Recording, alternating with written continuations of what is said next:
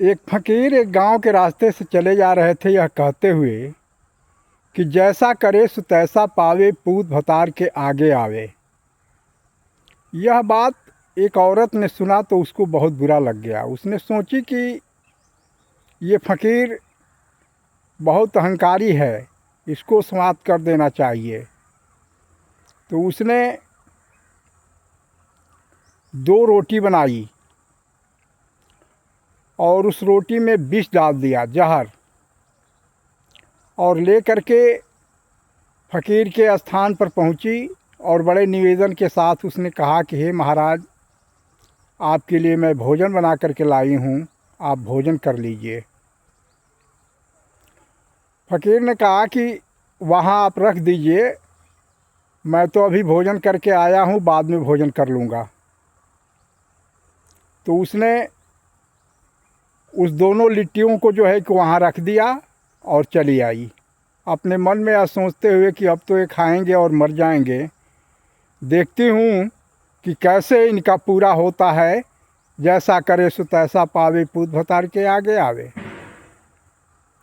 तब तक उसी दिन उस औरत के पति और पुत्र दोनों जो है कि बाहर से कमा करके लौटे थे। 12 बज गया था रात।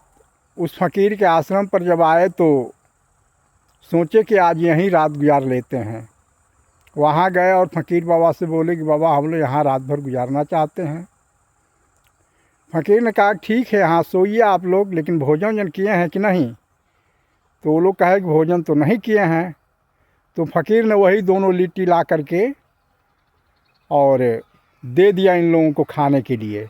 दोनों बापे पुत्र मिल करके खा लिए और खा करके सोए और सोए ही रह गए।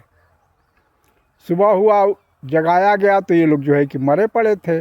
बहुत हल्ला दंगा हुआ, जो है कि वैद्य को बुलाया गया। वैद्य आकर के जब चेक किए तो पता चला कि ये लोग जो भोजन किए हैं उसमें जहर था। ये औरत भी वहाँ पहुँची।